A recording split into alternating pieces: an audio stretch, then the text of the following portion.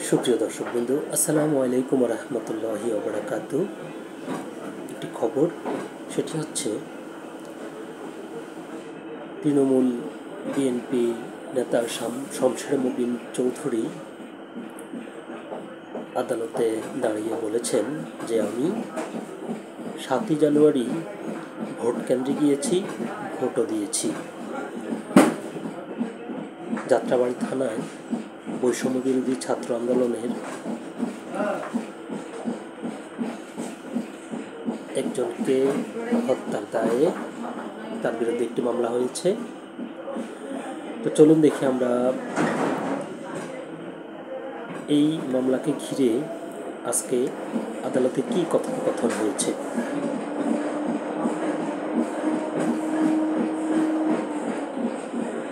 আদালতে শমশের বললেন আমি বিএনপি করতাম, পোল্ট্রিবাজ নেতা বললেন পিপি।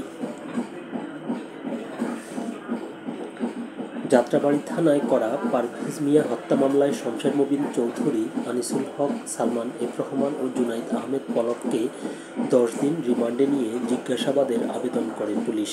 আজ সোমবার সকাল 10টা 20 মিনিটের দিকে রাষ্ট্রপক্ষে রিমান্ডের সপক্ষে যুক্তি তুলে ধরেন পিপি ওমর ফারুকি। তিনি কথা বলার সময় শমশের মুবিন চৌধুরী কাঠগড়ায় দাঁড়িয়েছিলেন। তার বাঁ হাতে ছিল একটি ছড়ি। ডান হাত উঁচু করে বিচারকের উদ্দেশ্যে বলেন, মাননীয় আদালত, আমি কিছু কথা বলতে চাই। আমি একজন বীর মুক্তিযোদ্ধা। আমি তো 5 আগস্ট বাসাতেই ছিলাম। আমি এর প্রমাণ দিতে পারবো। আমি তো বিএনপির রাজনীতি করতাম। শমশের মুবিন চৌধুরী যখন উচ্চস্বরে কথা বলতে থাকেন তখন একজন আইনজীবী বলতে থাকেন, আপনি একজন পোল্ট্রিবাজ নেতা, আপনি ফ্যাসিস্ট শেখ হাসিনার অন্যতম সহযোগী। শমশের মুবিন চৌধুরী আদালতকে বলেন, আমি একজন খেতাবপ্রাপ্ত মুক্তিযোদ্ধা। এদেশের স্বাধীনতার জন্য আমি যুদ্ধ করেছি। আমি যুদ্ধাহত মুক্তিযোদ্ধা। আমার এক হারিয়েছিলাম।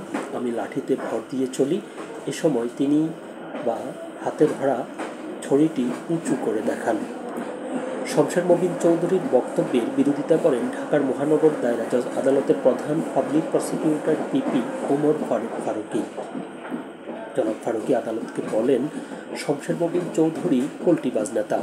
মুক্তিযুদ্ধে তিনি অংশ নিয়েছিলেন সত্য। মুক্তিযোদ্ধা হিসেবে তিনি সর্বোচ্চ সুযোগ সুবিধা পেয়েছেন। মুক্তিযুদ্ধের পর শেখ মুজিবুর রহমান সরকার চিকিৎসার জন্য তাকে জার্মানিতে পাঠিয়েছিলেন। বাংলাদেশে পররাষ্ট্র সচিবের মতো গুরুত্বপূর্ণ পদেও চাকরি করেছেন।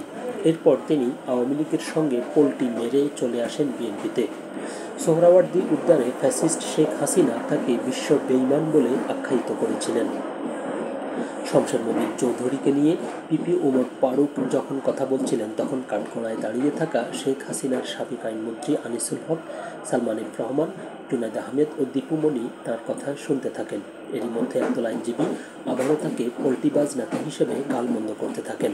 এ পর্যায়ে পিপি ওমর ফারুক আদালতকে বলেন, মাননীয় আদালত, শমশের মুবিন চৌধুরী বিএনপিতে থাকাকালে 2014 সালের জাতীয় সংসদ নির্বাচনের আগে দলটি তাকে বিদেশি কূটনীতিক সহ বিভিন্ন রাজনৈতিক দলের সঙ্গে যোগাযোগ করার দায়িত্ব দিয়েছিল। তখন তিনি বিএনপির সঙ্গে বেইমানি করেন। তিনি তখন ফ্যাসিস্ট শেখ হাসিনার সঙ্গে আঁতাত করেছিলেন। বিএনপি বিষয়টি জানার পর তাকে দল থেকে বের করে দেওয়া হয়। এরপর তিনি আবার আওয়ামী লীগের শেখ হাসিনার কাছে গেলেন। সর্বশেষ 7 জানুয়ারির ভুয়া নির্বাচনের আগে শেখ হাসিনার কাছ থেকে যে কয়েকজন টাকা নিয়ে রাজনৈতিক দল গঠন করেছিলেন তাদের অন্যতম হচ্ছেন শমশের মুবিন চৌধুরী। শেখ হাসিনার ডামি নির্বাচনেও অংশ নিয়েছিলেন তিনি। তিনি আরও বলেন, 7 জানুয়ারি শেখ হাসিনার ডামি নির্বাচনে অংশ নিলেও শমশের মুবিন চৌধুরী ভোট কেন্দ্রে যেতে পারেননি। এ সময় কাঠগড়ায় দাঁড়িয়ে থাকা শমশের মুবিন চৌধুরী ক্ষুব্ধ হয়ে বলেন, মাননীয় আদালত, নির্বাচনে অংশ নেওয়া কোনো অপরাধ নয়। আমি 7 জানুয়ারি নির্বাচনের দিন কেন্দ্রে গিয়েছিলাম, ভোটও দিয়েছিলাম। উনার কথা সঠিক নয়। এ সময় শমশের মুবিন চৌধুরী হাত জোর করে বিচারকের উদ্দেশ্যে বলতে থাকেন, মাননীয় আদালত, আমি জানতাম না আজ আমার মামলার শুনানির দিন রয়েছে।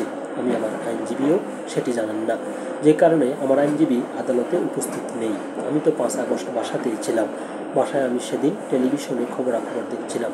আমার 4 দিনের যে রিমান্ড মঞ্জুর হয়েছে সেটি বাতিল করার জোর আবেদন করছি।